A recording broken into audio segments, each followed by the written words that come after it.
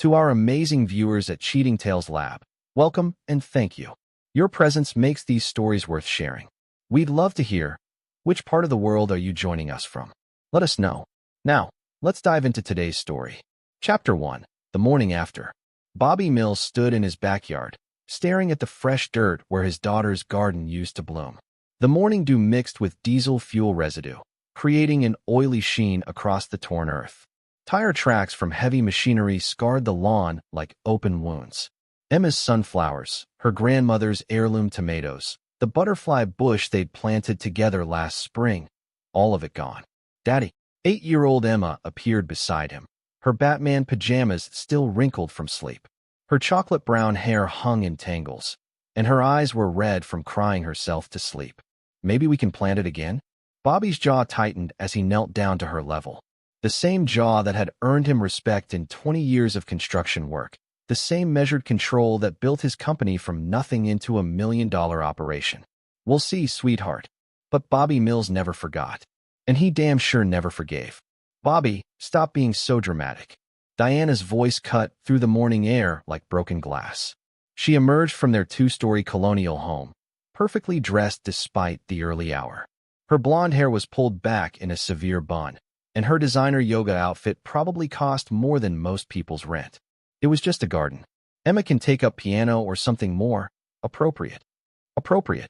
Bobby's voice remained calm, but Emma instinctively stepped closer to him. She'd learned to recognize that particular tone. Yes, appropriate. Do you know what the Hendersons said about that eyesore? Property values, Bobby. We have to think about our investment. Diana's phone buzzed, and she glanced at it with a small smile that made Bobby's blood run cold. Besides, it was attracting every pest in the neighborhood. Bobby remembered working 16-hour days to buy this house 12 years ago. He remembered Diana's excitement when they first moved in, how she'd talked about raising their children here, growing old together on the wraparound porch. Now she looked at everything, including Emma, like line items on a balance sheet. Come on, Em. Let's get you ready for school. Bobby took his daughter's hand, feeling how small and fragile it was. Grandma Rose is picking you up after school today. Diana's phone buzzed again. This time she turned away to read it, but not before Bobby caught the flush in her cheeks. In 20 years of marriage, he'd learned to read every micro-expression on his wife's face.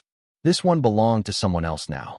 As they walked toward the house, Emma whispered, "Daddy, why did the garden make Mommy so angry?" Bobby squeezed her hand gently. The garden hadn't made Diana angry. What made her angry was that her daughter preferred spending time with her grandmother, planting seeds and learning about growth, instead of the pageants and social climbing Diana had planned. What made her angry was that Emma was developing values Diana couldn't understand: patience, nurturing, finding joy in simple things.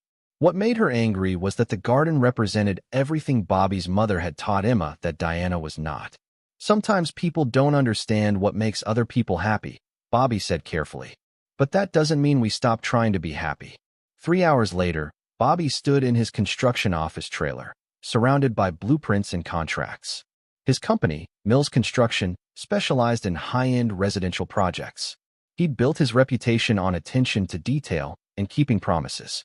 His word was his bond, and breaking that bond had consequences. His phone rang. "Bobby, it's Mom." Rose Mills had raised Bobby alone after his father died in a construction accident when Bobby was 15. She'd worked 3 jobs to keep their small house, teaching Bobby that family meant everything and betrayal meant nothing would ever be the same. "Emma told me about the garden," Rose continued, her voice carrying the weight of disappointment. "That girl put her whole heart into those plants." "I know, Mom. Diana's lost her way, son. But Emma, that little girl needs to know some things in life are permanent. Some things can be counted on." Bobby stared out the trailer window at his crew preparing to pour a foundation. Foundations were everything in construction. Without a solid foundation, everything else was just pretense waiting to collapse. "Mom, how long has Diana been coming by your house?" Silence stretched across the phone line. "What do you mean?" "Emma mentioned Diana picked her up early from your house last Tuesday. But Diana told me she was at her book club until 8. Rose sighed heavily. "Bobby, how long, Mom?" 3 months. Maybe 4. She started asking me to watch Emma more often. Said she needed personal time to rediscover herself. Rose's voice carried 40 years of watching people make choices. I didn't want to interfere, but what? Last time she picked Emma up, there was a man in the car. Tall, dark hair. Expensive car. He stayed in the driver's seat, but I could see him. Bobby's grip tightened on the phone. Did Emma see him? No, she was getting her backpack. But Bobby, the way Diana looked at him, I haven't seen her look at anyone that way in years. After hanging up, Bobby sat in his truck for 20 minutes, processing information like he processed construction problems, methodically, completely, with an eye toward solutions that lasted. Diana was having an affair. The garden destruction wasn't about property values or pests. It was about eliminating anything that connected Emma to Bobby's side of the family, anything that represented the values Diana was abandoning. The man in the expensive car was probably Trevor Quinn. Bobby had known Trevor peripherally for years. Quinn Developments was the flashy company that bought historic properties, gutted them, and flipped them for massive profits. Trevor Quinn drove luxury cars, wore Italian suits, and treated construction workers like expendable tools. He was everything Bobby despised about the industry he'd helped build. He was also married to Senator Patricia Quinn, whose family had been in politics for 3 generations. Bobby started his truck and drove across town to the courthouse. He'd built the new wing 5 years ago, knew every clerk, every office, every filing system. Public records were public for a reason. 2 hours later, Bobby walked out with a manila envelope containing property deeds, business licenses, and divorce records. Trevor Quinn's fingerprints were all over half the shadiest real estate deals in the county. More importantly, his divorce from his first wife revealed a pattern of asset hiding and financial manipulation that would make Senator Quinn's political enemies very interested. But Bobby wasn't interested in financial crimes or exposing corruption. That was for people who fought with lawyers and press conferences. Bobby Mills fought with his hands. That evening, Bobby sat at his kitchen table helping Emma with homework while Diana prepared dinner with unusual enthusiasm. She hummed softly, checked her phone frequently, and seemed to glow with an energy Bobby hadn't seen in years. "Daddy, what's a legacy?" Emma asked, pointing to a word in her reading assignment. "A legacy is something you leave behind for people to remember you by," Bobby explained. "Something that shows who you really were." Diana glanced over from the stove. "That's morbid, Bobby." "She's 8. Grandma Rose says our garden was a legacy," Emma continued. "She said every seed we planted would grow up and make new seeds, and those would make more seeds, forever and ever." "That's exactly right, sweetheart." Bobby met Diana's eyes across the kitchen. "Some legacies last forever. Other things." He gestured toward the window overlooking the destroyed garden. "Other things can be bulldozed overnight." For the first time all day, Diana's smile flickered. After Emma went to bed, Bobby sat on the back porch with a beer, studying the manila envelope. Diana was inside, probably texting Trevor Quinn, planning their next meeting. She thought she was being clever, thought Bobby was too busy with work to notice the late meetings, the new clothes, the sudden interest in personal growth. She thought Bobby was the same trusting man who'd married her 20 years ago. She was wrong. Bobby Mills had spent 2 decades building things that lasted, learning that the best structures required perfect planning and flawless execution. He'd learned that cutting corners led to collapse, and betrayal required consequences that were permanent. Diana had destroyed Emma's garden because it represented everything she wanted to eliminate from their daughter's life: stability, family bonds, the idea that some things were worth nurturing for their own sake. Tomorrow morning, Diana would learn that some things, once destroyed, could never be rebuilt. And some people, once betrayed, never forgot. Chapter 2. The Foundation Cracks. Bobby woke at 5 a.m., the same time he'd risen for 20 years. Diana lay beside him, her phone face down on the nightstand, one manicured hand still clutching it even in sleep. She'd been texting until nearly midnight, her thumbs flying across the screen with teenage urgency. In the kitchen, Bobby made coffee and reviewed the documents he'd obtained yesterday. Trevor Quinn's business empire looked impressive from the outside. Luxury offices, high-profile projects, political connections. But Bobby knew construction, knew what happened when foundations were built on sand instead of bedrock. Quinn Developments had defaulted on 3 major projects in the past 5 years. Each time, Trevor had used shell companies and his wife's political connections to escape serious consequences. His MO was simple: seduce wealthy married women, use their resources to fund new projects, then disappear when things got complicated. Diana fit the pattern perfectly. She had access to their joint accounts. She knew Bobby's business contacts, and she was hungry for the sophisticated lifestyle Trevor represented. She probably thought she was special, thought Trevor really loved her. Bobby almost felt sorry for her. Almost. His phone buzzed. A text from his foreman, Miguel Santos, who'd worked with Bobby for 15 years. "Boss, we got problems at the Riverside project. Quinn's guys are saying we're behind schedule, threatening to pull the contract." Bobby drove to the Riverside development, a luxury subdivision where his company was handling infrastructure while Quinn Developments managed the overall project. It was the biggest contract Mills Construction had ever landed, worth nearly $2 million. Trevor Quinn stood near the construction trailer, gesturing angrily at Miguel while 3 of his associates watched. Quinn looked exactly like Bobby had expected. Tall, artificially tan, silver hair slicked back, expensive suit that probably cost more than Miguel made in a month. "Bobby." Trevor's voice carried false friendliness. "Perfect timing. We need to discuss some serious concerns about your crew's progress." Miguel shot Bobby a warning look.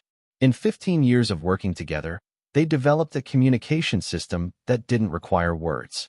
Miguel's expression said, "This guy's looking for a fight." "What concerns?" Bobby's voice remained level. "Your concrete pour yesterday failed inspection. We're talking about a complete redo, which puts us weeks behind schedule." Trevor smiled the kind of smile that preceded lawsuits. "Naturally, Mills Construction will be responsible for all costs and delays." Bobby walked to the section in question, knowing immediately what he'd find. The concrete was perfectly acceptable, good enough for the luxury homes Trevor was planning to sell for obscene profits. But it wasn't perfect, and in construction, imperfect could be weaponized by someone looking for leverage. "This concrete meets all building codes and specifications," Bobby said calmly. "Maybe for one of your usual projects," Trevor replied. "But Quinn Developments maintains higher standards. Our buyers expect perfection." Bobby understood the game now. Trevor wasn't just stealing his wife. He was destroying his business. It was elegant, really. Ruin Bobby financially, force a divorce settlement that left Diana with everything, then sweep in as her savior. She'd never have to know Trevor had orchestrated her husband's downfall. "I'll have a new inspection done by an independent contractor," Bobby said. "That won't be necessary. I've already made arrangements with Hartley Construction to complete the project." Trevor's smile widened. "They'll start tomorrow." Hartley Construction was owned by Diana's brother, Paul Hartley, a man Bobby had loaned $50,000 to 3 years ago when Paul's previous company went bankrupt. A loan that had never been repaid. The pieces clicked into place. Diana hadn't just been feeding Trevor information about Bobby's business. She'd been actively working to destroy it. Her brother Paul was part of the conspiracy, probably promised a percentage of Quinn Developments once Bobby was eliminated. "You're terminating our contract?" Bobby asked. "Breach of contract due to substandard work," Trevor confirmed. "Your reputation in this town is about to become very interesting, Bobby. I'd suggest you start thinking about career alternatives." Miguel stepped forward, his jaw tight with anger, but Bobby raised a hand to stop him. Violence wouldn't solve this. Violence was what Trevor expected, what he was probably hoping for. A construction worker losing his temper, maybe even getting arrested, would make the story even better. "Miguel, pack up the equipment. We're done here." As they loaded tools into trucks, Miguel pulled Bobby aside. "Boss, this is bullshit. That concrete is perfect. I've been doing this for 20 years. "I know. So what are we gonna do?" Bobby watched Trevor's associates swagger around the construction site like they owned it. Which, legally, they now did. But ownership and control were different things, and Bobby Mills understood the difference better than most. "We're going to build something new," Bobby said. "Something that lasts." That evening, Bobby sat in his home office, door locked, reviewing files on his computer. Diana was downstairs cooking dinner. Actually cooking, not heating up takeout, which meant Trevor was coming over later. She always cooked when she was nervous or excited. Bobby accessed his business accounts, checking balances and reviewing recent transactions. Everything looked normal, but then he noticed something interesting. Diana had been asking more questions about their finances lately, particularly about Bobby's retirement accounts and life insurance policies. She was planning ahead. Bobby opened a new browser window and searched for property records in Barbados, the Cayman Islands, Costa Rica, places where wealthy Americans disappeared when they wanted to start over. It took 2 hours, but he found what he was looking for. Trevor Quinn owned a luxury villa in Costa Rica, purchased through a shell company 6 months ago. The property was worth nearly $3 million, far more than Trevor could afford based on his legitimate income.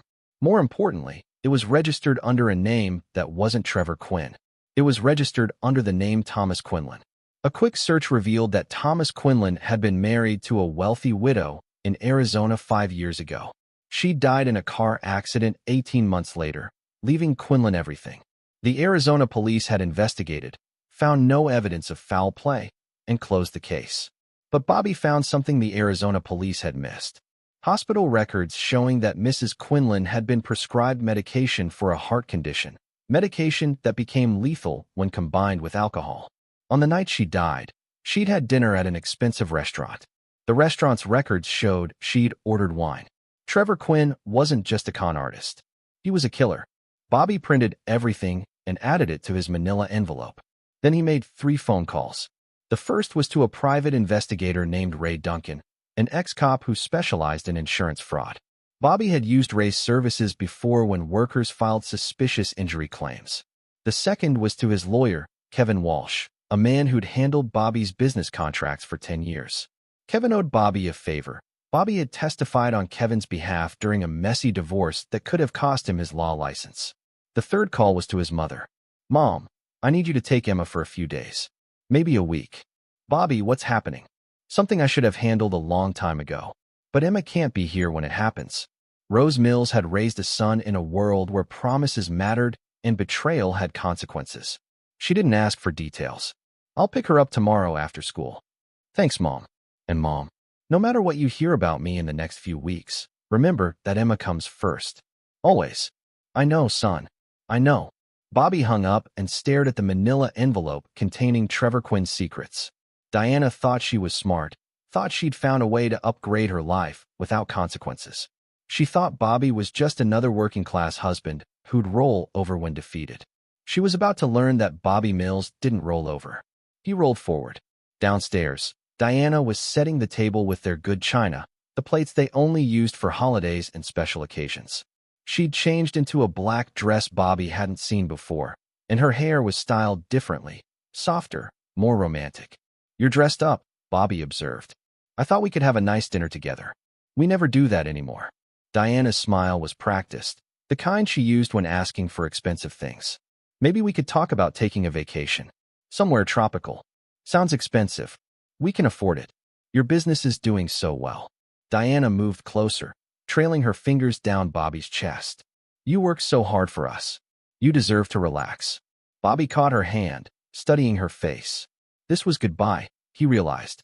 She was saying goodbye to 20 years of marriage, to the father of her child, to the man who'd given her everything she'd ever asked for. She was saying goodbye because she thought she was taking everything with her. "You know what, Diana? You're right. I do deserve better." Something flickered in her eyes, surprise, maybe even fear. But then her phone buzzed, and she was distracted again, reading another message from her future that didn't include Bobby or Emma.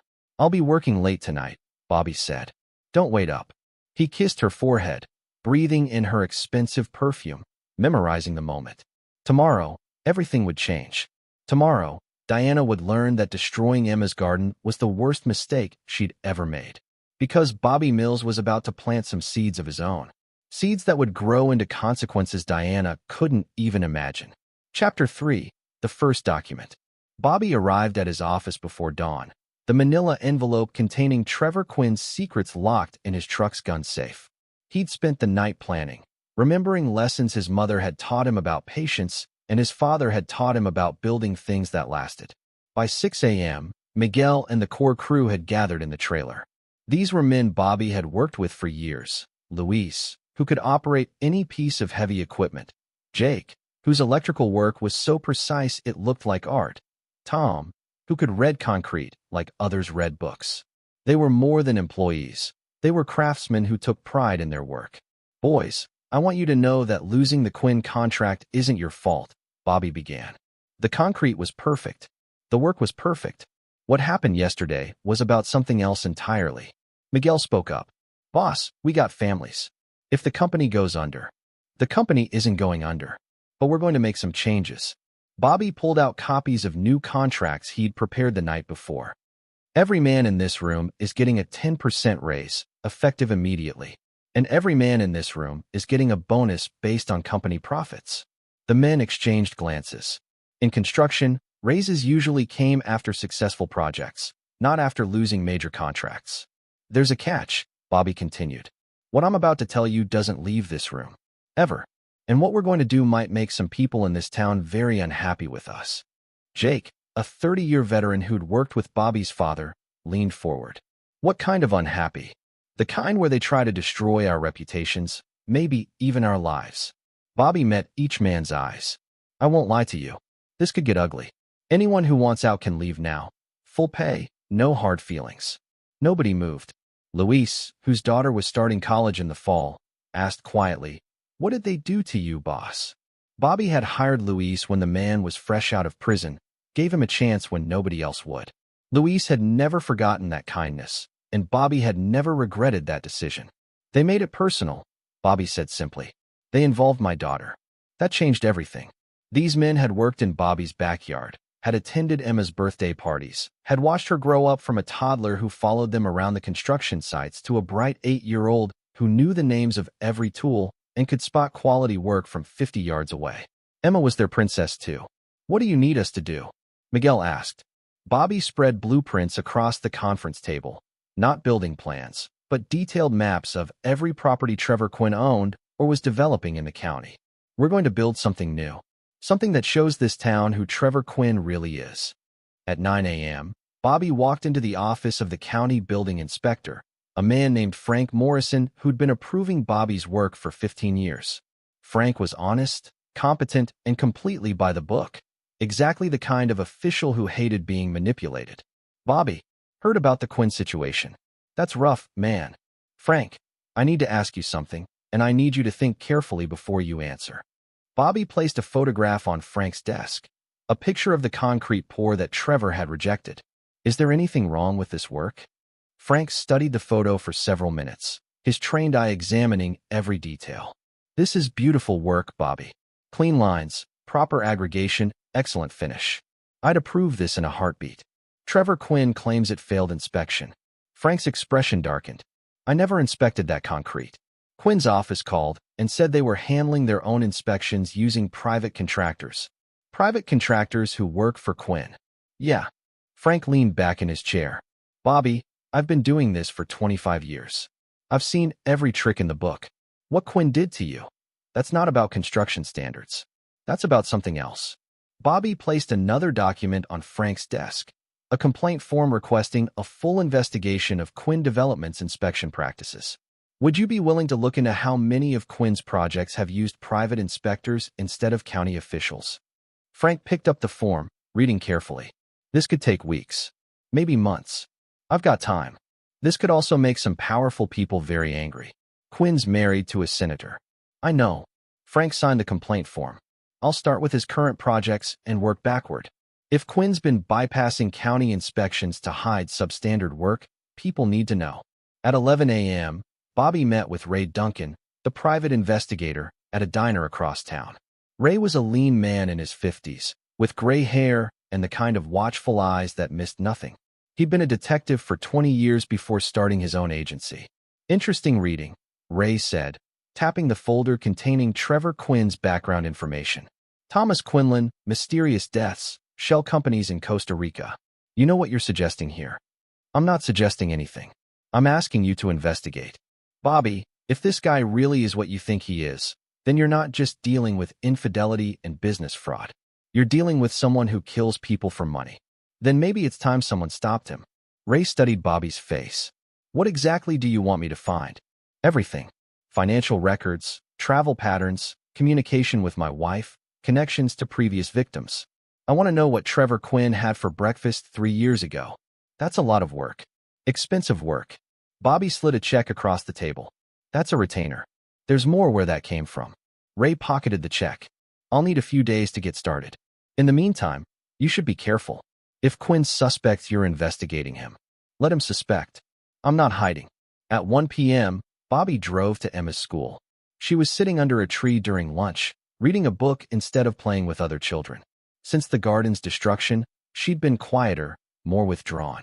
Hey, sweetheart. Emma looked up, her face brightening. Daddy, what are you doing here? I wanted to have lunch with my favorite girl. Bobby sat beside her on the grass. What are you reading? It's about plants. Did you know some flowers can grow in the desert where there's hardly any water? I didn't know that. Tell me more. They're called succulents. They store water in their leaves so they can survive when everything else dies.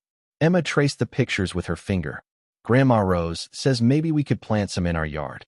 Bobby felt his chest tighten. Even with her garden destroyed, Emma was still thinking about growing things, still believing in new beginnings. She had her grandmother's optimism and her father's determination, a dangerous combination in the best possible way. Grandma Rose is going to pick you up after school today. You're going to stay with her for a little while. How long? Maybe a week. Is that okay? Emma nodded solemnly. At 8 years old, she'd already learned that sometimes adults made decisions that children couldn't understand. Are you and Mommy fighting? Bobby chose his words carefully. Sometimes grown-ups have problems they need to solve. But no matter what happens, I want you to know that you're the most important thing in my life. Always. More important than your company. Much more important. More important than Mommy. The question hit Bobby like a physical blow.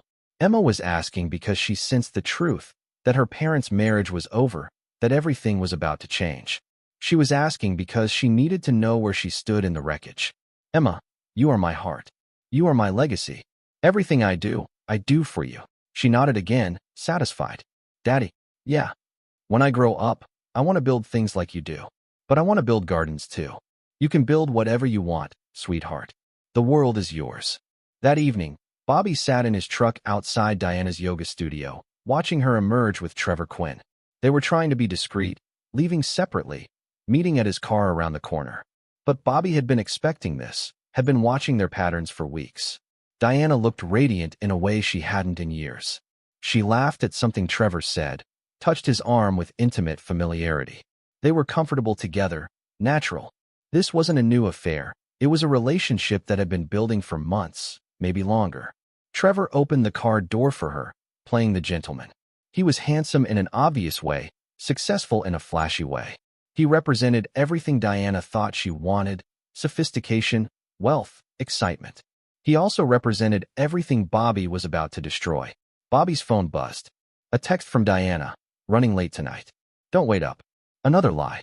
Another small betrayal added to the mountain of larger ones.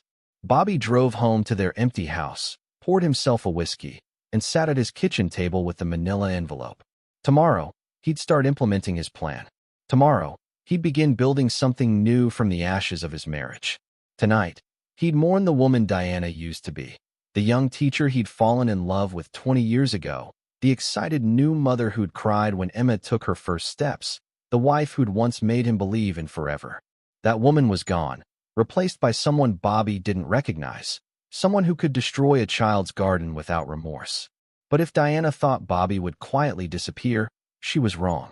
Bobby Mills built things to last, and he was about to build the most permanent thing of all: consequences that would follow Diana and Trevor Quinn for the rest of their lives. Starting tomorrow morning, when Diana would turn pale reading the first document Bobby had prepared for her. The document that would begin her education in exactly what kind of man she'd betrayed. Chapter 4. The Trap Sets. Bobby woke before dawn to find Diana's side of the bed empty and cold. She hadn't come home. Her overnight bag was gone, along with her passport, details Bobby had been tracking for weeks. She was preparing for something bigger than an affair. She was preparing to disappear.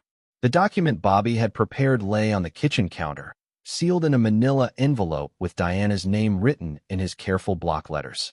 Inside was a copy of Trevor Quinn's real estate holdings in Costa Rica, along with newspaper clippings about Thomas Quinlan and his dead wife in Arizona. But that was just the appetizer. By 7 a.m., Bobby was in his office trailer, coordinating with his crew. They had new projects lined up, smaller jobs, but steady work that would keep them busy while Bobby's larger plan unfolded. Miguel had questions about supply orders, and Luis needed approval for equipment rental. Boss, Jake called from the doorway. You got a visitor. Trevor Quinn stood outside the trailer, no longer bothering with false friendliness. His expensive suit was perfectly pressed despite the early hour, and his smile carried the confidence of a man who thought he'd already won. Bobby, we need to talk. Bobby stepped outside, letting Trevor see the full size and scope of his operation. Mills Construction might not have Quinn's political connections, but it had something more valuable, the respect of every tradesman in 3 counties. About what? About your wife. Trevor's smile widened. Diana's been telling me some interesting things about your financial situation. Apparently, Mills Construction isn't as successful as it appears. Bobby remained silent, letting Trevor reveal his hand. See, Diana has access to your business accounts, your tax records, everything.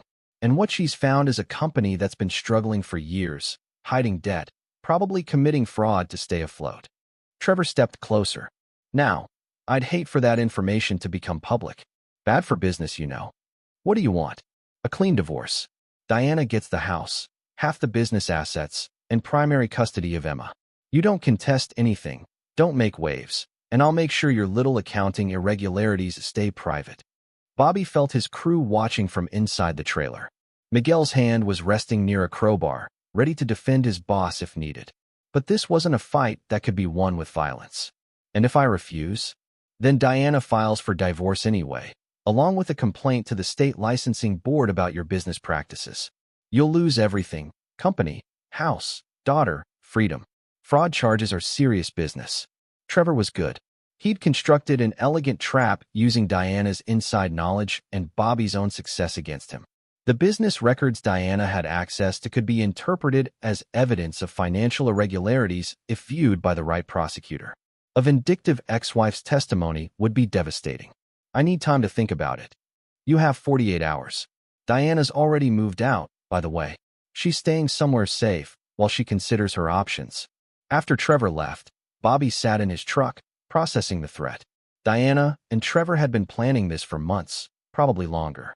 They'd analyzed his business records, identified potential vulnerabilities, constructed a legal strategy designed to destroy him completely. They'd also made one critical mistake. They'd assumed Bobby Mills was the same trusting man who'd built his company through hard work and honest dealing. They'd assumed he'd fight fair, follow rules, respect boundaries. They were wrong. Bobby drove to his bank, where he'd been a customer for 20 years. The manager, Susan Chun, had financed every major purchase Bobby had ever made: his first truck, his house, his construction equipment. Bobby, how's Emma? Still building gardens with her grandmother? Actually, that's part of why I'm here. Bobby placed a folder on Susan's desk. I need to restructure some accounts. Business reasons. What Bobby didn't tell Susan was that he'd been preparing for this moment for weeks, ever since he'd noticed Diana's increasing interest in their finances. He'd quietly moved assets, established new accounts, created a financial structure that Diana couldn't access or trace. The business records Diana thought she controlled contained only what Bobby wanted her to see. I also need to discuss a loan application, Bobby continued. Mills Construction is expanding into commercial development. We'll need significant capital. Susan reviewed the preliminary paperwork Bobby provided. This is ambitious, Bobby. You're talking about competing directly with companies like Quinn Developments. Sometimes competition is necessary.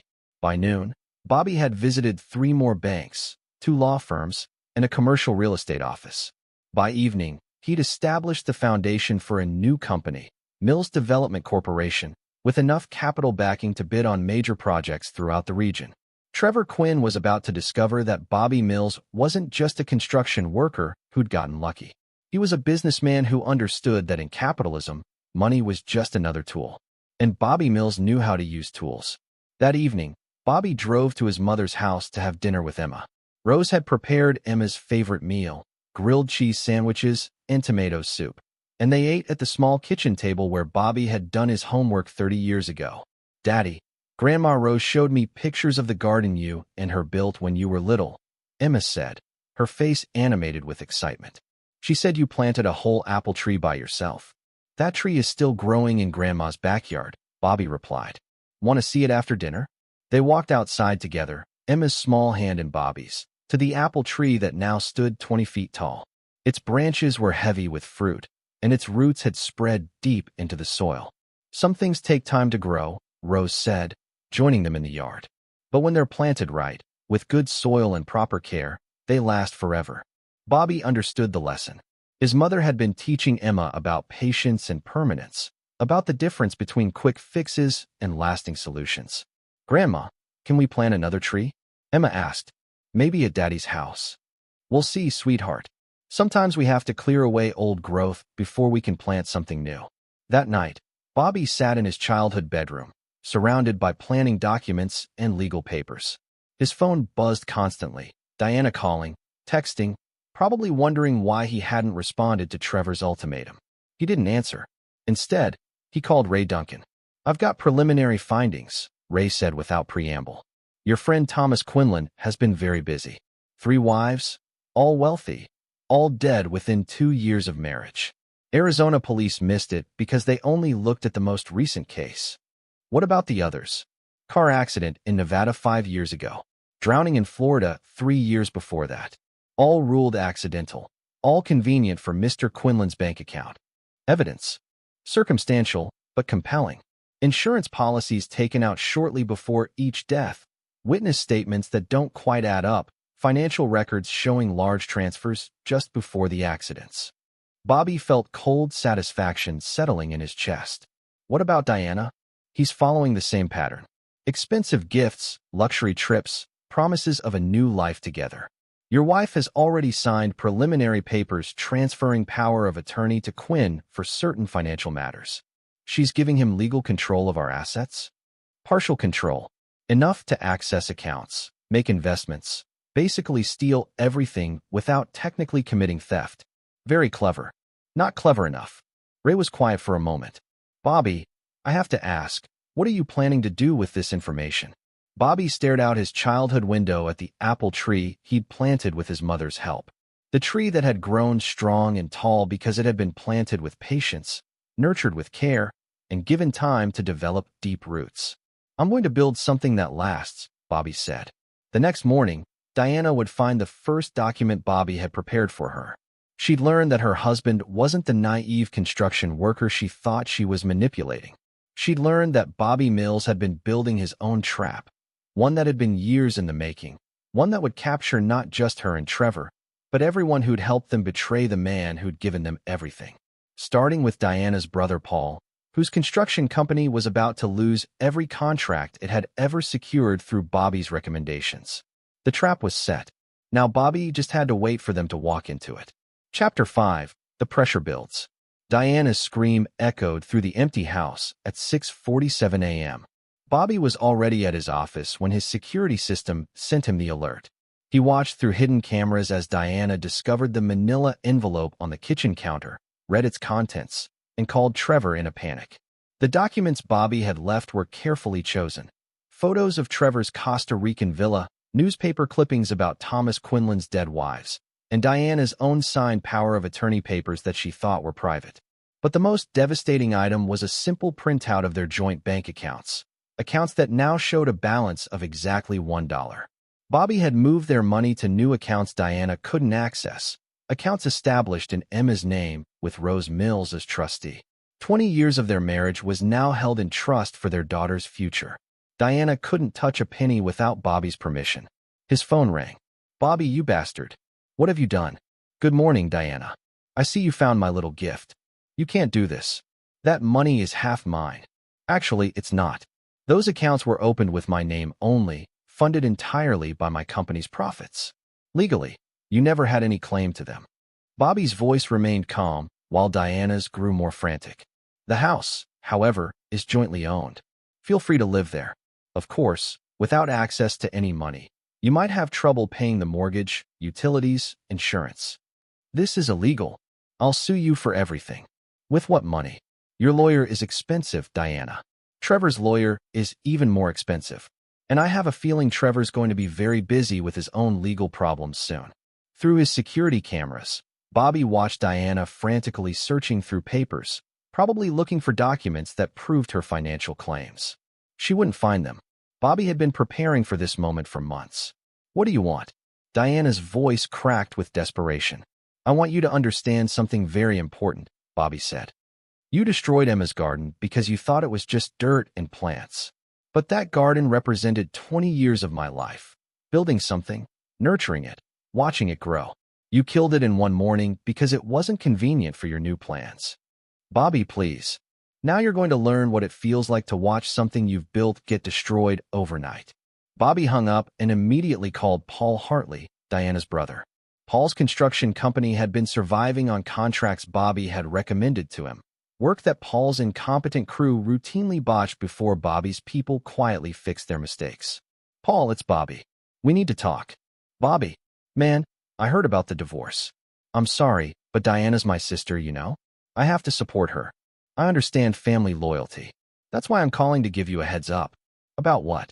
I'm terminating my business relationship with Hartley Construction, effective immediately. I'm also withdrawing my recommendations to every contractor who's been using your services. Silence stretched across the phone line. Paul's company relied entirely on Bobby's referrals and oversight. Without that support, Hartley Construction would collapse within weeks. You can't do that. We have contracts. Check your contracts, Paul. Every one of them includes a clause allowing the primary contractor to terminate for cause. Substandard work is cause. Bobby, come on. Don't do this to me because you're mad at Diana. This isn't about Diana. This is about Emma. Bobby's voice hardened. My 8-year-old daughter watched her garden get bulldozed because your sister wanted to hurt me. You chose your side, Paul. Now live with the consequences. Bobby's next call was to Frank Morrison, the county building inspector. Frank, it's Bobby. Any progress on that Quinn investigation? Actually, yes. I've been reviewing Quinn's projects from the past 2 years, and I'm finding some interesting patterns. Private inspections that don't match county standards, material substitutions that weren't properly documented, safety violations that were overlooked. Anything actionable? Probably. But Bobby, there's something else. I got a call this morning from the state licensing board.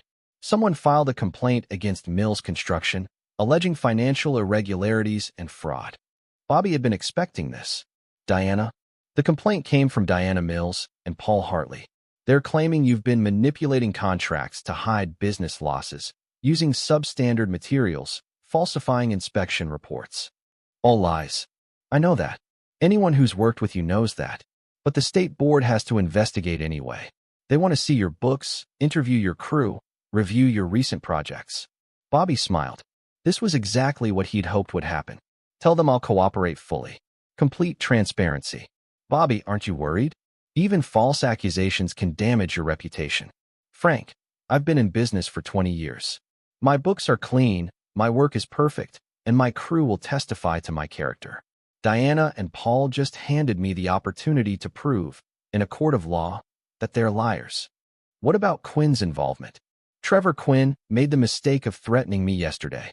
He told me Diana had evidence of fraud in my business records. The only way she could have that evidence is if Quinn helped her fabricate it. Frank was quiet for a moment, processing the implications. You're saying they created false evidence to blackmail you? I'm saying they just committed conspiracy and extortion, both felonies. And they did it in writing. By noon, Bobby had received calls from 6 different clients, all asking about the rumors circulating regarding Mills Construction's financial problems.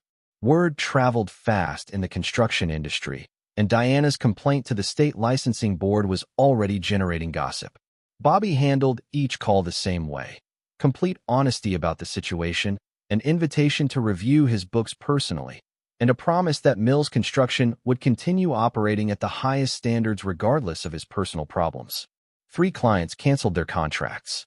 2 decided to wait and see how the investigation unfolded. One client, Sarah Martinez, who owned a chain of successful restaurants, called to offer Bobby additional work. I've known you for 10 years, Bobby. You built my first restaurant when I was nobody, gave me credit when the banks wouldn't. If someone's trying to destroy your reputation with lies, then I want to help you fight back. Sarah's loyalty reminded Bobby why he'd spent 20 years building relationships instead of just buildings. In construction, reputation was everything, and Bobby's reputation was built on decades of keeping promises. That afternoon, Bobby drove to the county courthouse for a meeting with Assistant District Attorney Jennifer Walsh, Kevin Walsh's daughter, a prosecutor who specialized in white-collar crime. Mr. Mills, my father says you have information about a potential conspiracy case? Bobby placed a thick folder on Jennifer's desk. Trevor Quinn, also known as Thomas Quinlan, has been defrauding wealthy women for years. He's currently targeting my wife, with the help of my brother-in-law, and they've filed false complaints against my business to pressure me into accepting an unfavorable divorce settlement. Jennifer reviewed the documents. Evidence of Trevor's multiple identities, his pattern of marriages to wealthy women who died under suspicious circumstances, the timeline of his relationship with Diana, and copies of the threatening conversation Trevor had recorded on his phone. This is comprehensive. How long have you been investigating this man? 3 days. Jennifer looked up, surprised. 3 days? This looks like months of work. I'm motivated. Mr. Mills, if even half of this is accurate, we're talking about serial fraud, identity theft, conspiracy, possibly even murder. Are you prepared for what might happen when we start investigating these allegations? I'm prepared for anything except letting Trevor Quinn destroy my family. Jennifer leaned back in her chair, studying Bobby with the sharp eyes of a prosecutor who'd learned to read people's motivations. Your wife will likely face charges too. Conspiracy, filing false reports, possibly accessory to fraud. I understand. Your daughter will know that both her parents are criminals. Bobby felt that like a physical blow, but his expression didn't change. My daughter will know that her father protected her from people who would have destroyed her life for money. Jennifer made notes in the file margin. I'll need to coordinate with Arizona and Florida authorities regarding the suspicious deaths. That could take weeks. I have time. Mr. Mills, I have to ask, what's your endgame here? What do you really want? Bobby thought about Emma sitting under the tree at school, reading about plants that could survive in the desert. About his mother teaching him that some things, once planted properly, lasted forever. About the apple tree in Rose's backyard that still produced fruit 20 years after a boy had planted it with his own hands. I want Trevor Quinn in prison for the rest of his life. I want Diana to understand that actions have consequences. And I want my daughter to grow up knowing that her father fought for her when it mattered. Even if it destroys your marriage permanently. My marriage was destroyed the morning Diana bulldozed Emma's garden. Everything since then has just been cleanup. That evening, Bobby had dinner with Emma at Rose's house. Emma was excited about a school project on family trees, and she wanted to include her garden in the presentation. Daddy, can I tell everyone about the garden we're going to plant together? What garden is that, sweetheart? The one you promised. After we clean up the old one. Emma's eyes shone with 8-year-old optimism. Grandma Rose says sometimes you have to pull up the weeds before the good plants can grow. Bobby glanced at his mother, who was watching him with the patient expression of someone who'd spent decades watching him learn life's hard lessons. That's exactly right, Em. Sometimes cleaning up takes longer than you expect, but the new garden is always better than the old one. Will Mommy help us plant the new garden? Bobby chose his words carefully. I don't think Mommy is interested in gardening anymore. Emma nodded solemnly. That's okay. We can plant enough flowers for everyone. That night, as Emma slept in Bobby's old bedroom, Rose and Bobby sat on the back porch drinking coffee and watching the stars. You know this is going to get worse before it gets better, Rose said quietly. I know.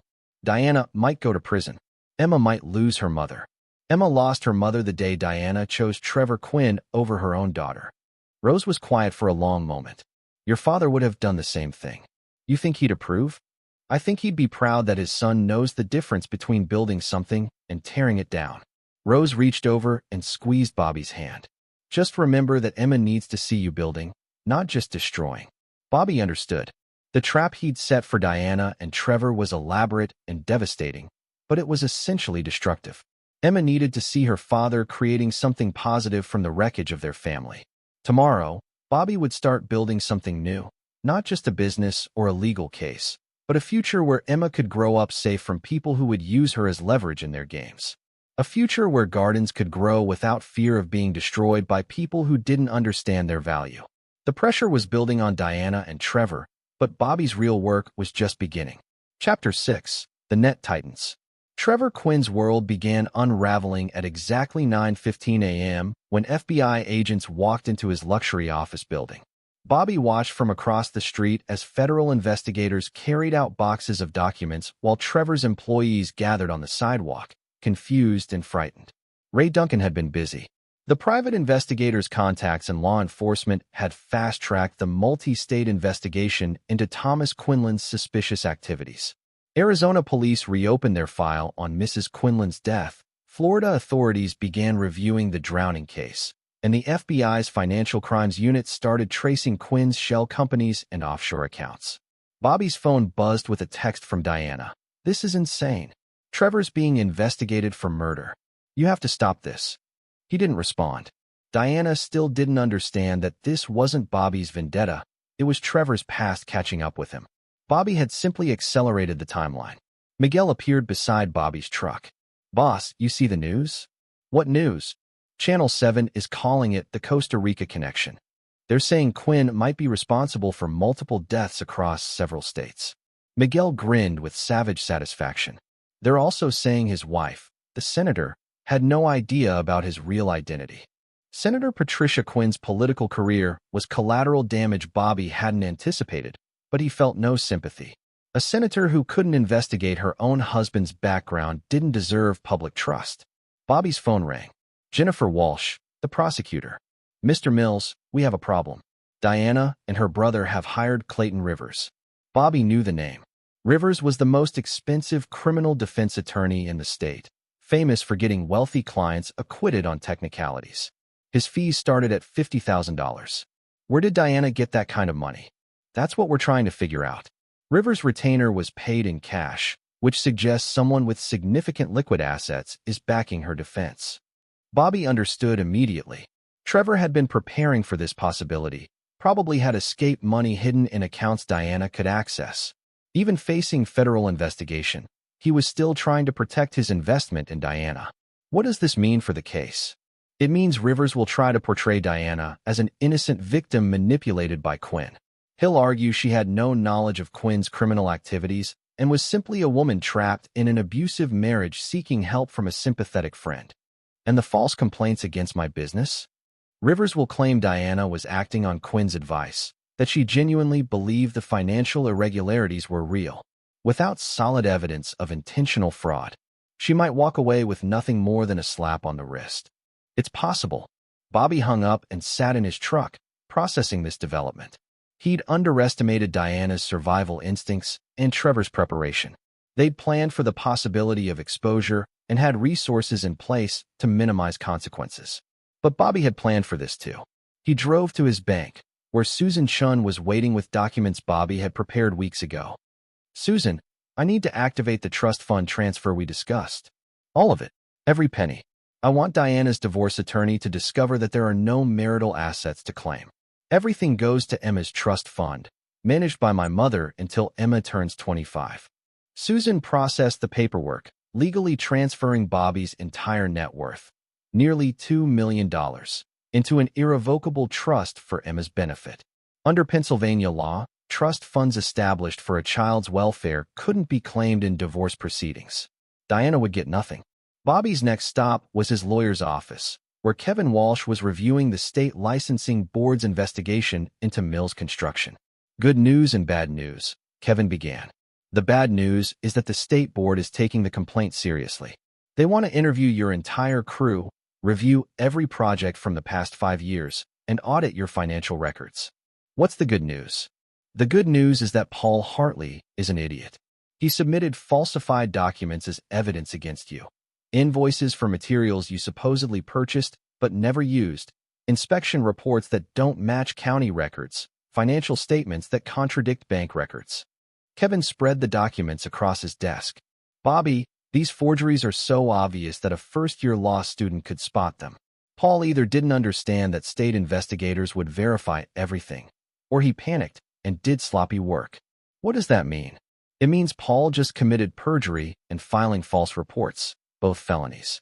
The state board's investigation will now focus on who helped him fabricate these documents and why." Bobby studied the forged papers, recognizing Trevor's handiwork in their sophistication. Trevor had probably created the documents himself, not trusting Paul to do them properly, but hadn't considered that state investigators would cross-reference everything. "Kevin, I need you to file a civil lawsuit against Paul Hartley, Diana Mills, and Trevor Quinn for conspiracy, defamation, and business interference." "That's going to be expensive." Civil litigation can drag on for years. I don't care about the money. I care about creating a legal record of their conspiracy. Kevin made notes in his file. Bobby, I have to ask, how far are you planning to take this? These people's lives are being destroyed. Their lives are being destroyed by their own choices. I'm just making sure they face consequences. That afternoon, Bobby met with Emma at her school, where she was participating in a science fair project about plant resilience. She'd created a display showing how different plants adapted to harsh conditions: desert succulents that stored water, alpine flowers that survived freezing temperatures, weeds that thrived in poor soil. Daddy, look. I grew these from seeds Grandma Rose gave me. Emma pointed to small pots containing tiny green shoots. They're going to be flowers next spring. They're beautiful, sweetheart. The teacher said I could plant them in the school garden if I wanted, but I want to wait and plant them in our garden when we fix it. Bobby knelt down to Emma's level, studying her earnest face. At 8 years old, she still believed in happy endings, still trusted that adults would fix problems and make things better. Em, I need to tell you something important. Mommy is probably going to have to go away for a while. Because of the man in the expensive car? Bobby was startled. You know about him? I saw him pick up Mommy from Grandma Rose's house. She told me he was just a friend, but she looked at him the way princesses look at princes in movies. Emma's voice was matter of fact, the way children accepted adult complications they didn't fully understand. Is he a bad man? Yes, sweetheart. He's a very bad man. Is Mommy in trouble because of him? Bobby chose his words carefully. Mommy made some bad choices. Now she has to face the consequences of those choices. Emma nodded solemnly. Like when I broke Grandma's vase and had to do extra chores to pay for a new one. Exactly like that. But sometimes adult consequences are bigger than extra chores. Will she go to jail? I don't know, Em. Maybe. Emma was quiet for a moment, processing this information with the resilience Bobby had come to recognize as her defining characteristic. Daddy, if Mommy goes to jail, will I still get to see her? If that's what you want, yes. And will you still be my daddy no matter what happens? Always. Forever. No matter what. Emma smiled and returned to her science project, satisfied with Bobby's answers. She had the emotional strength to handle whatever came next, Bobby realized. She'd inherited Rose's optimism and Bobby's determination, creating a foundation that could survive any storm. That evening, Bobby received a call from Ray Duncan with an update on the federal investigation. They found the smoking gun in Quinn's office, Ray reported. Financial records showing systematic fraud dating back 10 years, forged documents for property purchases, correspondence with multiple women who fit the pattern of wealthy targets. What about Diana? Her name appears in recent files, along with detailed financial information about you, your business, and your assets. There's also a timeline for something called Phase 3, which appears to involve Diana divorcing you and relocating to Costa Rica. Phase 3. Quinn's exit strategy. Marry the mark, liquidate their assets, eliminate any obstacles, then disappear to a non-extradition country with the money. Bobby felt cold understanding settle in his chest. Eliminate obstacles. What kind of obstacles? The kind that might involve an ex-husband who could cause problems, or a child who might complicate the new identity. Bobby's hands tightened on the phone. Trevor hadn't just been planning to steal Diana and Bobby's money. He'd been planning to eliminate Bobby and Emma entirely. The garden destruction hadn't been about property values or pests. It had been a test, a way to measure Bobby's response to provocation. If Bobby had accepted the loss quietly, Trevor would have known he could escalate without resistance. Ray, I need everything you can find about Quinn's previous victims. Specifically, I need to know if any of them had children and what happened to those children. Bobby, what are you thinking? I'm thinking Trevor Quinn wasn't just planning to steal my money. I think he was planning to kill my family. The next morning, Bobby would implement the final phase of his own plan, one that would ensure Trevor Quinn never had the opportunity to hurt another family. Diana thought she was fighting for her freedom. She was actually fighting for her life. Chapter 7. The Revelation. The call came at 3:47 a.m. Bobby answered on the first ring, already knowing it was bad news. Mr. Mills? This is Detective Sarah Kim with the Arizona State Police. We need to discuss Trevor Quinn immediately. Bobby sat up in bed, fully alert. What happened? We reopened the investigation into Mrs. Quinlan's death based on your evidence. What we found. Detective Kim paused. Mr. Mills, we found bodies. Bodies. 3 graves on property Quinn owned outside Phoenix. The victims appear to be children, ages 6 to 10. We're still working on identification, but preliminary evidence suggests these children belong to Quinn's previous victims. Bobby felt the world tilt sideways. Trevor hadn't just been killing wealthy women. He'd been murdering their children to eliminate witnesses and complications. Detective, my daughter. Is Emma currently with you? She's with my mother. They're safe. Keep them that way. Quinn is officially considered armed and extremely dangerous. We've issued federal warrants, but he's disappeared. His last known location was your area. Bobby was already getting dressed. What about my wife? Diana Mills is missing too. Her phone went dead yesterday evening. We think Quinn may have taken her with him. Taken her or... We don't know. But Mr. Mills, based on what we've uncovered, Quinn typically eliminates accomplices when they become liabilities. Your wife may be in extreme danger. After hanging up, Bobby called his mother immediately. Mom, I'm coming to get Emma. We need to leave town for a few days. Bobby, what's happening? Trevor Quinn is a serial killer. He's killed children, Mom. Emma's not safe while he's free. Rose's voice became steel. We'll be ready. Bobby's next call was to Miguel. I need the crew at my house in 30 minutes. Bring tools. What kind of tools? The kind that protect families. When Bobby arrived at his mother's house, he found Rose loading a shotgun with the competence of someone who'd grown up on a farm. Emma was still asleep, unaware that her world had shifted into a nightmare. She doesn't know, Rose said quietly. I thought you should be the one to tell her. Bobby looked at his sleeping daughter, her face peaceful in the early morning light. At 8 years old, she'd already lost her garden, her home stability, and effectively her mother. Now she might lose her life because Diana had chosen a monster. We'll tell her when we're somewhere safe, Bobby decided. Right now, we just need to move. Miguel and the crew arrived as Bobby was loading Emma's belongings into his truck. These were men who'd worked with Bobby for years, who understood that loyalty meant showing up when called, no questions asked. Boss, what do you need? Miguel asked. I need you to watch my house. Quinn might come looking for us. If he shows up. Bobby handed Miguel his spare key. Make sure he doesn't leave. Miguel studied Bobby's face and nodded grimly. We understand. Bobby, Emma, and Rose drove to a cabin Bobby owned in the mountains, a property he'd bought years ago as an investment but had always planned to use as a family retreat. It was remote, defensible, and completely off the grid. Emma woke up during the drive, confused by the early hour and strange circumstances. Daddy? Where are we going? We're taking a little vacation, sweetheart. What about school? You'll miss a few days. We'll make it up later. Bobby spent the day fortifying the cabin while Rose entertained Emma with cooking projects and nature walks. He checked security systems, loaded weapons, and established communication protocols with local law enforcement. By evening, news reports were calling it the Quinlan murders. Trevor's photograph was on every station, along with details about the Arizona graves and the multi-state investigation. Diana's picture appeared alongside his, labeled as missing and possibly endangered. Bobby watched the coverage with grim satisfaction. Trevor Quinn's carefully constructed identity was being demolished on national television. Every detail of his crimes was being exposed.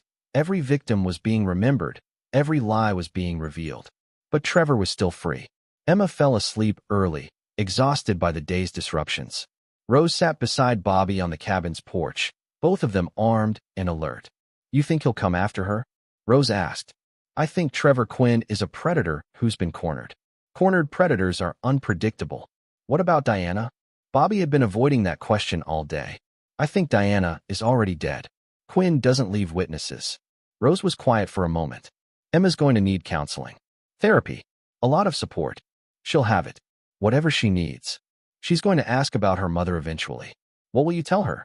Bobby stared into the darkness beyond the cabin's lights. I'll tell her that some people make choices that can't be undone, and that sometimes protecting the people you love means accepting that others can't be saved. At 11:30 p.m., Bobby's phone rang. The caller ID showed Diana's number. Diana? Bobby. Her voice was weak, frightened. Oh God, Bobby, I'm so sorry. I'm so sorry about everything. Where are you? I don't know. Some kind of warehouse. Bobby, Trevor. He's not who I thought he was. He's insane. Diana, listen to me carefully. Are you hurt? Not yet. But he's planning something. He keeps talking about loose ends that need to be tied up. Diana's voice broke. He's going to kill me, Bobby. And then he's going to come for Emma. No, he's not. I won't let that happen. Bobby, there's something you need to know. Trevor has been planning this for over a year.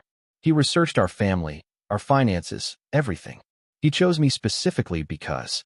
Diana sobbed. Because he wanted to hurt you. What do you mean? He knows about your father. About the construction accident that killed him. Trevor was involved, Bobby. His company was the one that cut safety corners, that caused the accident. He's been planning revenge against your family for 20 years. Bobby felt the truth hit him like a physical blow. Trevor Quinn hadn't just targeted Diana randomly. He'd orchestrated everything as revenge against the Mills family. The affair, the business sabotage, the threats against Emma. All of it was payback for Bobby's father exposing safety violations that cost Quinn's company millions in fines. Diana, where exactly are you? The old Riverside Warehouse District. Building 47. Bobby, don't come here. He's waiting for you. This is a trap. I know it's a trap. Then why? Because sometimes walking into a trap is the only way to end it. Bobby hung up and checked his weapons.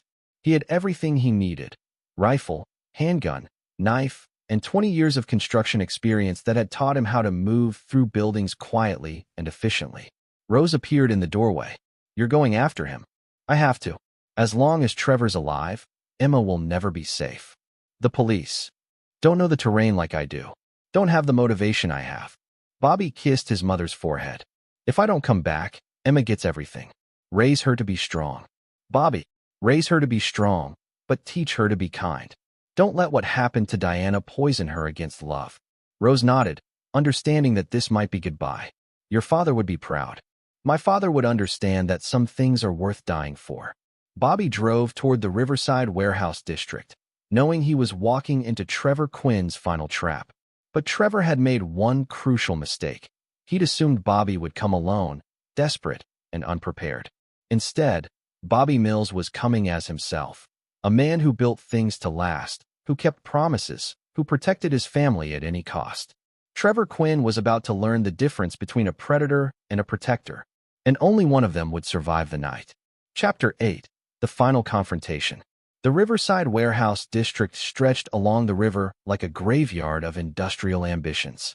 Building 47 stood at the center, a three-story brick structure that Bobby's crew had renovated 5 years ago. He knew every entrance, every blind spot, every structural weakness. Trevor had chosen the location carefully, isolated, multiple escape routes, plenty of places to hide.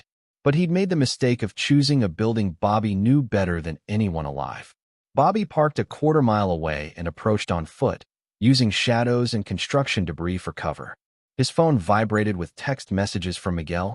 Boss, cops are all over your house. FBI too. They know Quinn's planning something. Good. Let them come. But this would be over before they arrived. Bobby entered Building 47 through a service entrance he'd installed during the renovation, a hidden door designed for maintenance access that wasn't shown on any official blueprints. The interior was dark except for battery-powered work lights that cast harsh shadows across empty spaces. Bobby, Trevor's voice echoed from the second floor. I know you're here. Come join us. Bobby moved carefully through the ground floor, checking corners and clearance areas. His construction experience served him well. He knew how sound traveled through the building, where weak floorboards might betray his position, which routes offered the best tactical advantage. On the second floor, Bobby found them. Diana sat tied to a chair in the center of the main room, her face bruised and her clothes torn. Blood trickled from a cut on her forehead, but she was alive and conscious. Trevor stood behind her, one hand resting casually on her shoulder, the other holding a pistol. There's my old friend. Trevor smiled with genuine pleasure. I was beginning to think you'd lost your nerve. Bobby remained in the doorway, rifle ready but not yet aimed. Let her go, Trevor. This is between us. Actually, it's between our families. Your father cost me everything 20 years ago, Bobby. Everything. Trevor's smile faded. Edward Mills testified that Quinn Construction deliberately ignored safety protocols to save money. His testimony led to federal investigations, criminal charges, the complete destruction of my father's company. Your father's company killed 17 men because of criminal negligence. My father's company employed 300 people. Families depended on us. Trevor's voice rose with old rage. Edward Mills destroyed all of that with his self-righteous testimony. He chose dead men over living families. Bobby understood now. Trevor's entire life had been shaped by hatred for the Mills family. The murders, the fraud, the elaborate revenge plot. All of it stemmed from a 20-year-old grudge against Bobby's father. So you decided to destroy my family. I decided to give you the same gift your father gave me, the complete annihilation of everything you love. Trevor gestured to Diana. Your wife was surprisingly easy to seduce. All it took was attention and expensive gifts. She never even suspected she was being manipulated. Diana sobbed quietly, finally understanding the scope of her betrayal. She'd thought she was choosing love over duty, but she'd actually been choosing a predator over her own family. The garden destruction was just the beginning. Trevor continued. I wanted you to feel helpless, to watch something you'd built with love get destroyed overnight. Just like your father destroyed everything I'd built. My father saved lives by exposing your family's crimes. Your father was a self-righteous fool who chose principles over pragmatism. Just like you. Trevor raised his pistol. But don't worry, Bobby. I'm not going to kill you quickly. First, I'm going to kill Diana while you watch. Then I'm going to find Emma and kill her too. The Mills family line ends tonight. Bobby's rifle snapped up, but Trevor was already moving, using Diana as a human shield. Ah, one shot from you, and Diana dies immediately. Then I disappear and hunt down your daughter at my leisure. Bobby kept his rifle trained on Trevor, but couldn't get a clean shot. Diana had nothing to do with what happened 20 years ago. Emma definitely had nothing to do with it. Neither did I.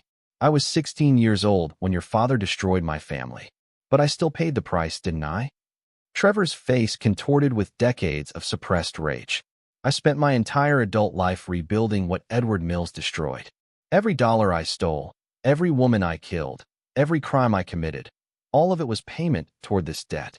You chose to become a monster. Nobody forced that on you.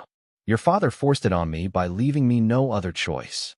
Bobby saw the madness in Trevor's eyes now, the complete disconnection from reality that came from years of justifying increasingly horrific actions. Trevor genuinely believed he was the victim, that everything he'd done was justified by his childhood trauma. Trevor, listen to me. This ends now. Let Diana go, and we can settle this between us. Man to man. Oh, we're going to settle it. But first, Diana needs to understand the consequences of betraying her family. Trevor pressed the gun against Diana's temple. Tell Bobby goodbye, darling. Wait. Diana's voice cracked with desperation. Trevor, please. I'll do anything. I'll go with you to Costa Rica. I'll help you disappear, anything. Trevor laughed. Diana, you still don't understand. I never wanted you for yourself. You were just a tool to hurt Bobby, a means to an end. But I love you. And I love watching Bobby's face as he realizes he can't save you. Bobby made his choice. He fired. The bullet caught Trevor in the shoulder, spinning him away from Diana, but not killing him. Trevor's pistol discharged into the ceiling as he fell, and Diana's chair toppled backward, leaving her tied but out of the immediate line of fire.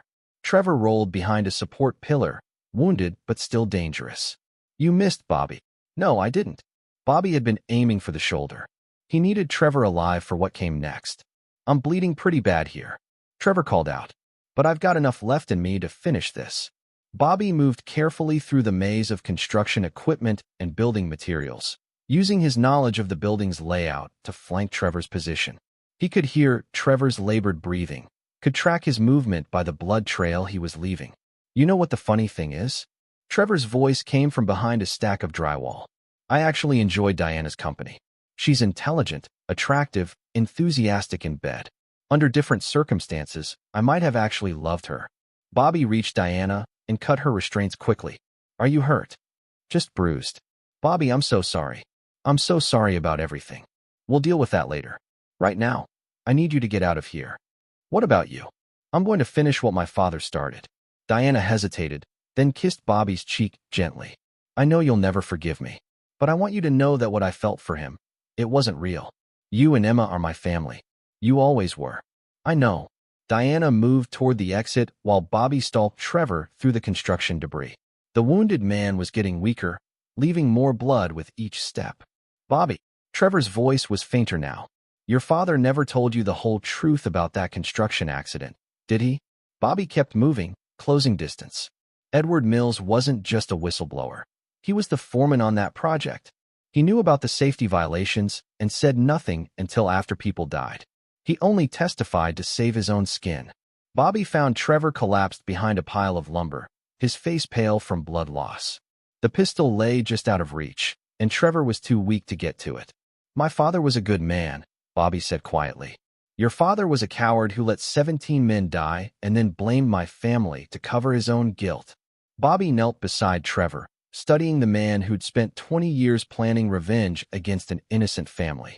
You know what the real difference is between you and my father? What? When my father made a mistake, he tried to make it right. When you made a mistake, you made more mistakes to cover it up. Trevor laughed weakly. Spare me the moral philosophy. Just finish it. Oh, I'm going to finish it.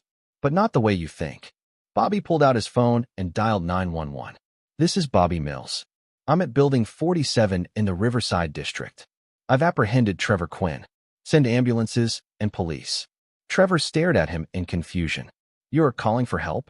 I'm calling for justice. You're going to live, Trevor. You're going to stand trial for every person you've killed. You're going to spend the rest of your life in prison, knowing that Edward Mills' son was the one who stopped you. You should kill me. I would kill you.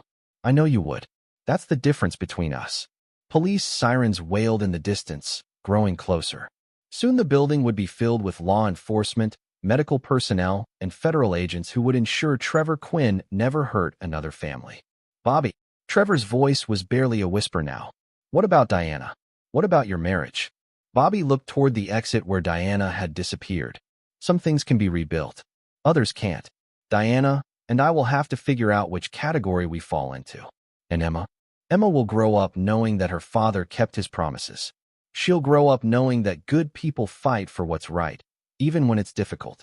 Trevor closed his eyes as the sirens grew louder. Your father really would be proud. Yes, Bobby said. He would. The police found Bobby sitting calmly beside the unconscious Trevor Quinn, his weapons safely secured and his hands visible. Diana stood near the building entrance, ready to surrender herself to federal custody. It was over. Trevor Quinn would never hurt another family. Diana would face consequences for her choices, but she would live. Emma would grow up safe, knowing that her father had protected her when it mattered most. And Bobby Mills had kept every promise he'd ever made. Chapter 9. New Growth.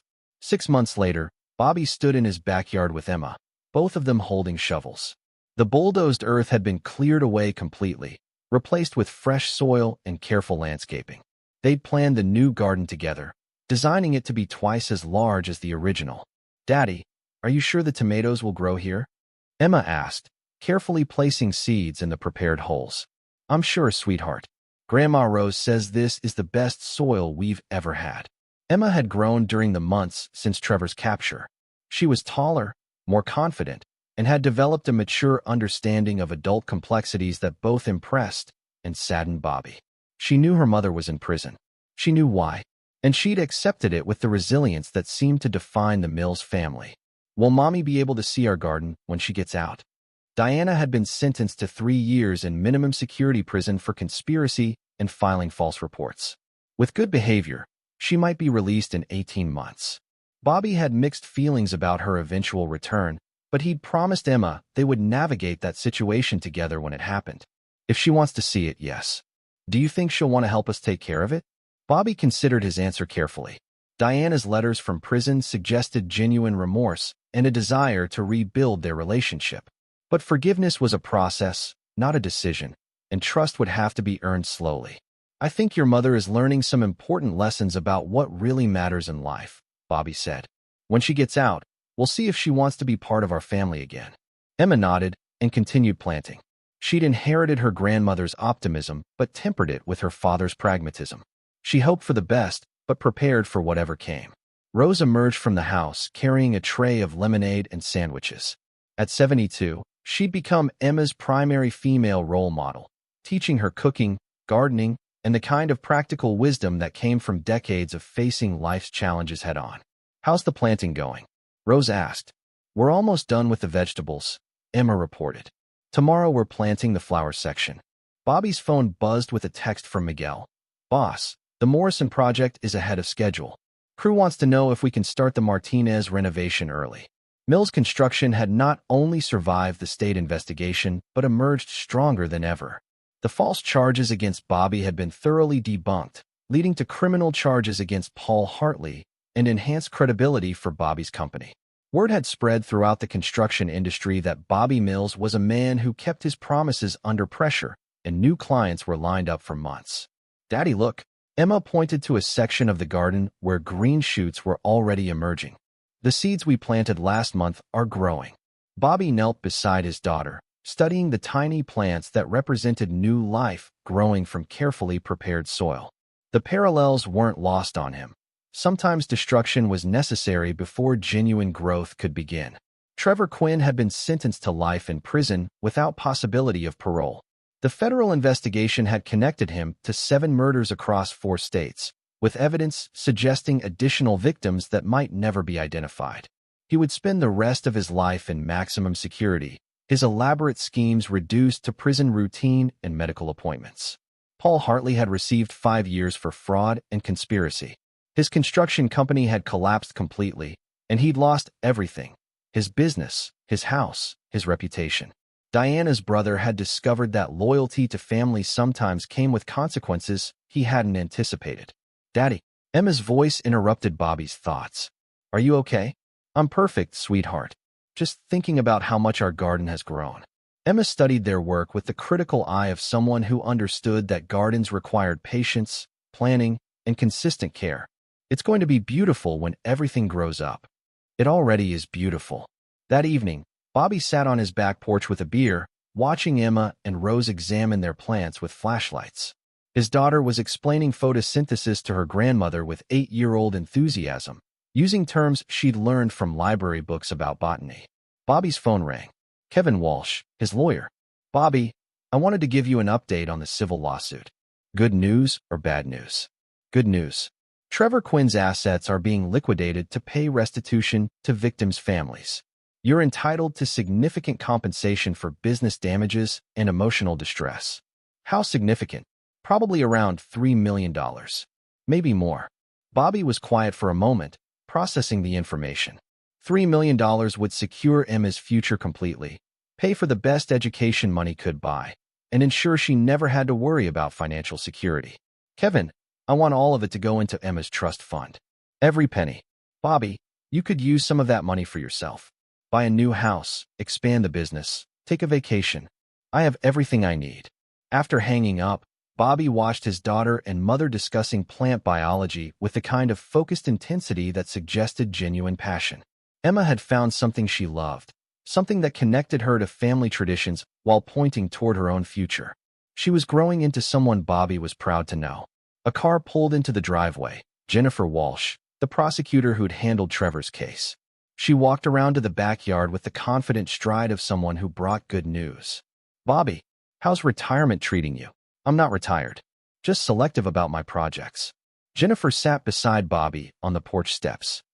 I wanted to thank you again for your cooperation during the investigation. Without your evidence, Quinn might never have been caught. Any word on other potential victims? The FBI is still investigating. They've identified at least 12 women who fit Quinn's pattern of targets, and they're working with international authorities to track his activities in Costa Rica and other countries. Bobby felt grim satisfaction at the scope of justice being served. Trevor Quinn's arrest had saved lives that would have been lost if his pattern had continued. What about the children we found in Arizona? All identified. All returned to their families for proper burial. Some of those families had been searching for answers for years. Jennifer stood to leave, then paused. Bobby, can I ask you something personal? Sure. Do you ever regret not killing Quinn when you had the chance? I know he threatened your daughter. Bobby considered the question seriously. There had been moments during the confrontation when killing Trevor would have been easy, justified, and probably satisfying. But Emma needed to grow up with a father who chose justice over vengeance, who built solutions instead of just destroying problems. No, Emma needs to see that good people solve problems the right way, even when the wrong way would be easier. Jennifer nodded approvingly. That little girl is lucky to have you as a father. After Jennifer left, Bobby joined Emma and Rose in the garden. His daughter was using a magnifying glass to examine soil composition, making notes in a small notebook with the dedication of a serious scientist. "What are you studying, Em?" "I'm trying to figure out why plants grow better in some soil than others. Grandma Rose says it's about nutrients and pH levels, but I think there's more to it. What do you think?" Emma looked up from her notebook, her face serious in the flashlight beam. "I think plants grow better when they're planted by people who love them. Love makes everything grow better." Bobby felt his chest tighten with pride and affection. At 8 years old, Emma had identified something that some adults never learned. That love was the essential ingredient in everything that lasted. "I think you're absolutely right, sweetheart." Rose smiled at both of them. "Emma, why don't you show your father what we planted in the corner section?" Emma led Bobby to a corner of the garden where a small apple tree had been planted. It was barely 3 feet tall, its young branches reaching toward the sky with determined optimism. "It's just like the tree you planted with Grandma Rose when you were little," Emma explained. "In 20 years, it'll be big enough for my children to climb." Bobby stared at the young tree, understanding the lesson his mother had been teaching. Some things took time to grow, but when they were planted with love and tended with care, they lasted for generations. "Emma, there's something I want you to always remember." "What, Daddy?" "No matter what happens in life, no matter what problems you face or what challenges come your way, you come from people who plant trees they'll never see fully grown. You come from people who build things that last." Emma nodded solemnly. "And I come from people who protect their families." "That's right. That's exactly right." As they walked back toward the house, Emma's hand in his, Bobby felt the deep satisfaction that came from keeping promises. Emma was safe. Trevor Quinn would never hurt another family. Diana was learning consequences and might eventually earn redemption. And in Bobby's backyard, a garden was growing that would feed his family for years to come. Some things, once planted properly, lasted forever. Just like love, just like justice, just like the promise Bobby Mills had made to protect his daughter, a promise that would outlast everything else in his life. The garden was their legacy now, proof that good people could build something beautiful from the ashes of betrayal and loss. And every seed they planted together was a promise to the future that some things were worth fighting for. This is where our story comes to an end. Share your thoughts in the comments section. Thanks for your time. If you enjoy this story, please subscribe to this channel.